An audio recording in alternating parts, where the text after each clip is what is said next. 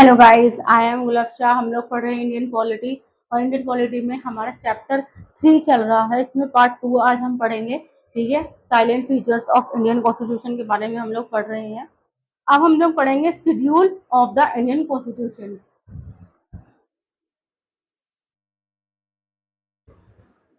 Schedule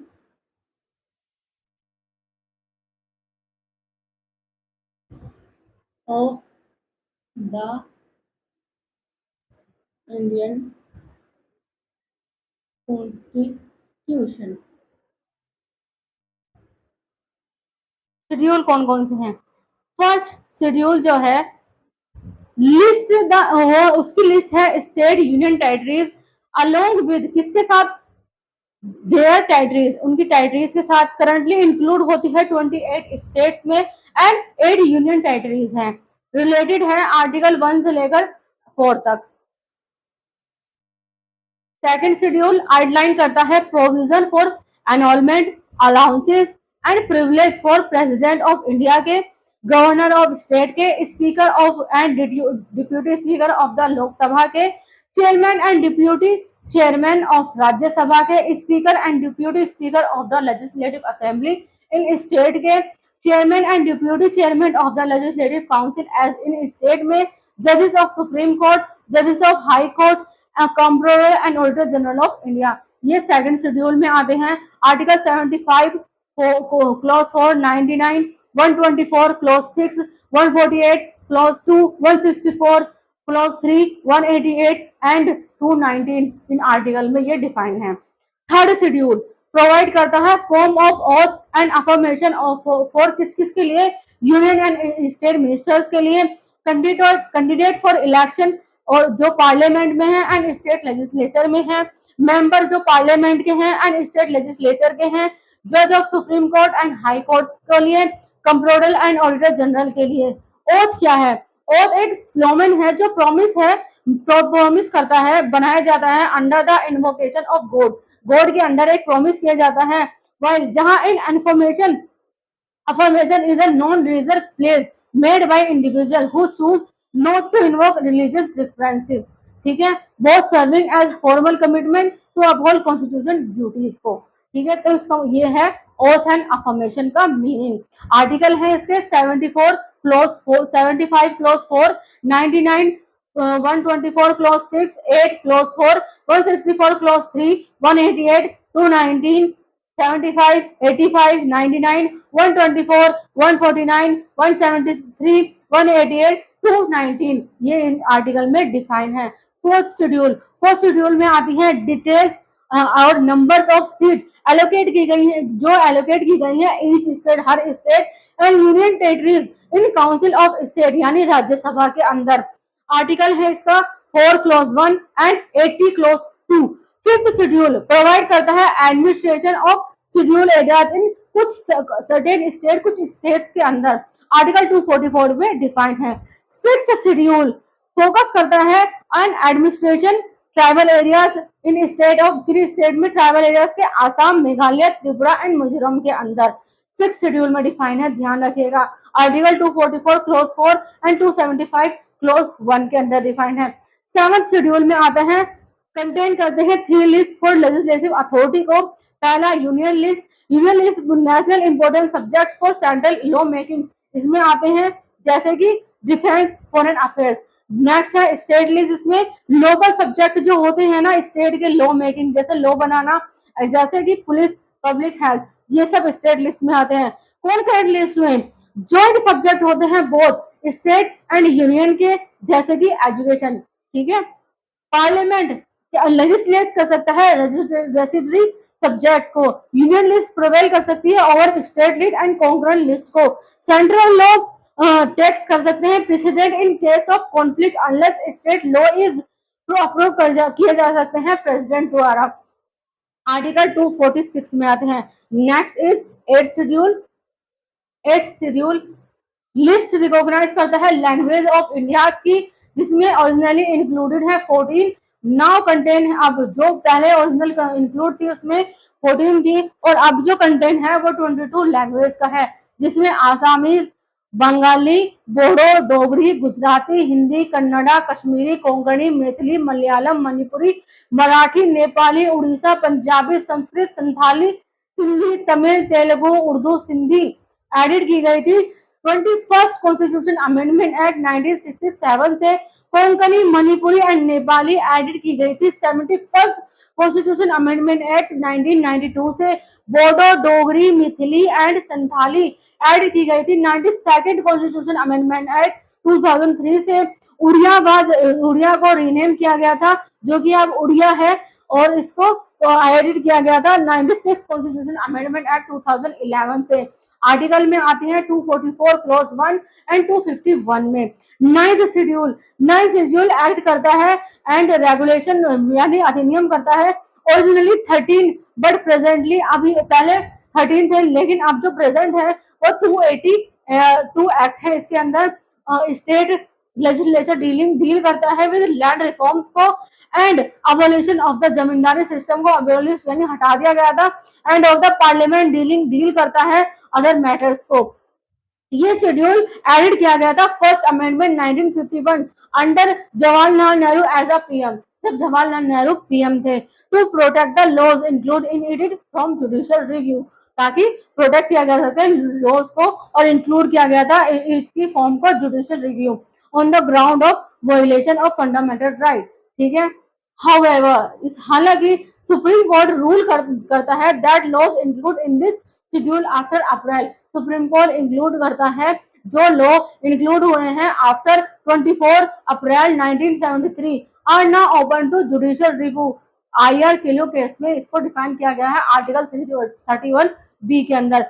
10th schedule इसमें क्या है, कंटेन करता है प्रोविजन किसके regarding disqualification of parliament and state legislative members की on the ground of defection, यानी किसी भी तरह का डिफेक्ट हो, जैसे कि एंटी डिफेक्शन लॉ एडिट की गई थी 52nd अमेंडमेंट एक्ट 1985 में, और आर्टिकल 102 क्लोज 2 एंड 191 क्लोज 2 में डिफाइन है।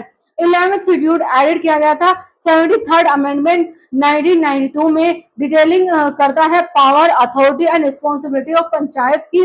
इट और कंटेन करता है 29 फ्रिक्शनल आइटम, जैसे कि agriculture, land improvement, implementation of land reform, land consolidation, ये एक्सेट्रा आर्टिकल 243 जी में डिफाइन है।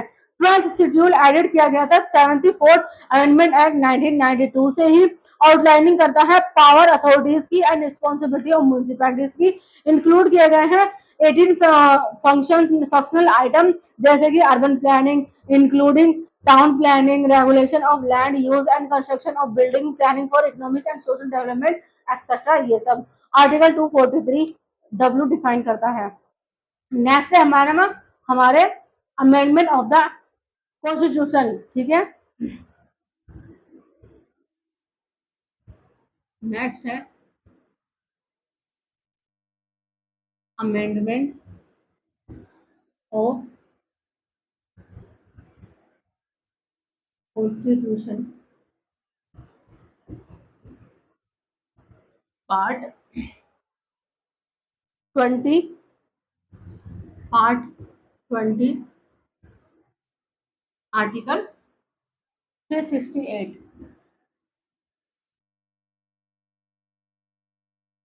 कॉन्स्टिट्यूशन को अमेंड किया गया था और इंडिया के process of making change of the nation fundamental law और सुप्रीम लॉ के जरिए amendment to the constitution features borrowed किए गए थे। कहाँ से? कॉन्स्टिट्यूशन ऑफ साउथ अफ्रीका से।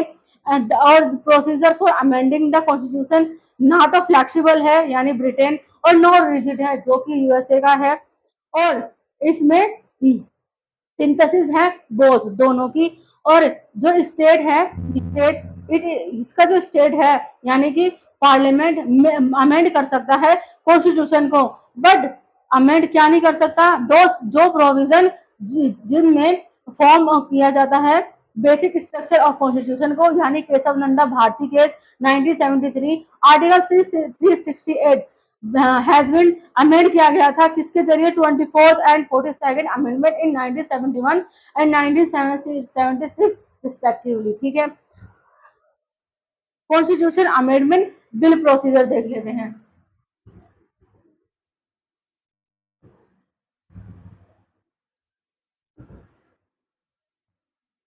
अमेंडमेंट बिल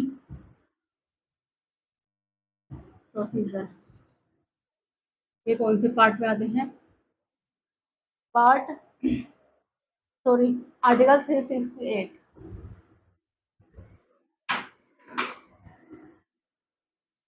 आर्टिकल 368 की पॉइंट्स, क्या की पॉइंट है? इंट्रोडक्शन क्या है इसका?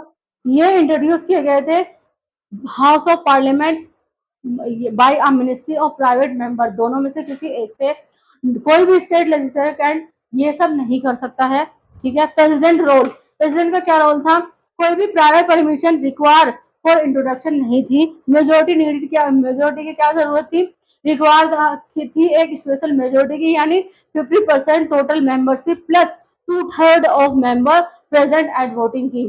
ठीक है। पैसेज, पैसेज क्या था? जो दोनों हाउस है पास करेंगे इट इज सेपरेटली, जो सेपरेटली पास करेंगे। No provision of joint sitting होगा इन केस ऑफ डिसएग्रीमेंट में। ठीक है। अमेंडमेंट ऑफ फेडरल प्रोविजन क्या थे? जरूरत थी स्पेशल मेजोरिटी की इसमें प्लस स्टेट रेटिफिकेशन की, यानी half the state by simple majority, half state होगा सिंपल मेजोरिटी के साथ। प्रेसिडेंट असेंट का क्या मतलब था? जो 24th कॉन्स्टिट्यूशन अमेंडमेंट एक्ट है इसमें अमेंड किया था आर्टिकल 368 को और प्रोवाइड किया था एक्सप्रेसली जो पार्लियामेंट है, यह जो पार्लियामेंट है has the power to amend any provision of the constitution, यानी पार्लियामेंट के पास पावर है कि वो अमेंड कर सकता है कोई भी कॉन्स्टिट्यूशन को, कॉन्स्टिट्यूशन में कोई भी प्रोविजन को। और जो अमेंडमेंट फर्दर में बनाया गया था ऑब्लिगेटरी, इसके लिए it obligatory for the president to give his assent, obligatory ताकि प्रेसिडेंट अपना असेंट दे सके जब constitution amendment bill was presented हो उसके सामने, यानी प्रेसिडेंट के सामने। ही कैन, वो जो है नाइदर विद होल्ड, ना तो विद होल्ड कर सकता है हिज असेंट को to the bill, no return, ना ही रिटर्न कर सकता है बिल को for reconsideration by the parliament, जब पार्लियामेंट के द्वारा रिकंसिडरेशन हो चुका हो। आफ्टर द प्रेसिडेंट असेंट, जब प्रेसिडेंट असेंट कर देंगे bill become an act, bill एक एन एक्ट बन जाएगा। And constitution stand amend in accordance, और जो कॉन्स्टिट्यूशन का स्टैंड होगा अमेंड करेगा इसके accordance with the terms of the act, किसके टर्म में? एक्ट के टर्म में। Article under article 368, under article के जो ये आर्टिकल है 368, इसके अंदर कोई भी कॉन्स्टिट्यूशन अमेंडमेंट जो कि अफेक्ट करता है फेडरल बैलेंस और आवश्यक है ratified by at least half of the state legislature का, इसमें इंक्लूड होते हैं amendment to the 7th schedule list और तो प्रोविजन लाइक आर्टिकल 162 विच जो डिफाइन करते हैं स्टेट एग्जीक्यूटिव पावर, किस उसके ऊपर पावर की, और वे कर सकते हैं लेजिस्लेट ऑन उसमें। In contrast amendment to the provision जैसे कि आर्टिकल 158 जो डील करता है गवर्नेंस कंडीशन ऑफ ऑफिस को और लीड करता है ओनली में ओनली पार्लियामेंट स्पेशल मेजोरिटी को and do not require state ratification, इसमें किसी भी स्टेट रेटिफिकेशन की जरूरत नहीं है। Types of majority in parliament में, पार्लियामेंट में किस तरह की मेजोरिटी होनी चाहिए? Types of majority in parliament. Simple majority, simple majority का मतलब है majority of the member present होंगे एंड वोट करेंगे। नॉट कंसिडर अंडर आर्टिकल, जो कंसिडर नहीं होंगे अंडर आर्टिकल 368 के अंदर। Example, recently of the number of supreme court जज वह इंक्रीज हुए थे 31 से 34, और by supreme court, supreme court द्वारा नंबर ऑफ जजेस अमेंड हुए थे एक्ट 2019 में। एब्सोल्यूट मेजोरिटी, एब्सोल्यूट मेजोरिटी का मतलब है majority of the total membership of the house, पूरे हाउस की जो टोटल मेंबरशिप है रिगार्डलेस ऑफ वैकेंसीज, उसके वैकेंसीज को जो है उनको हटाकर और एब्सेंट मेंबर्स को हटाकर। इफेक्टिव मेजोरिटी का क्या मतलब है? Majority of the effective strength of house, जो इफेक्टिव स्ट्रेंथ ऑफ हाउस है, यानी जिसका मतलब है टोटल स्ट्रेंथ माइनस वैकेंसीज। ठीक है। टोटल स्ट्रेंथ जितनी भी होगी उसमें से जो भी वैकेंसीज है उसको माइनस करके। Example, removal of chair of house. ठीक है। Special majority as per article 249 का क्या मतलब है? Majority of not less than two-third of the member present and voting. Special majority under article 368 में कौन सी आती है?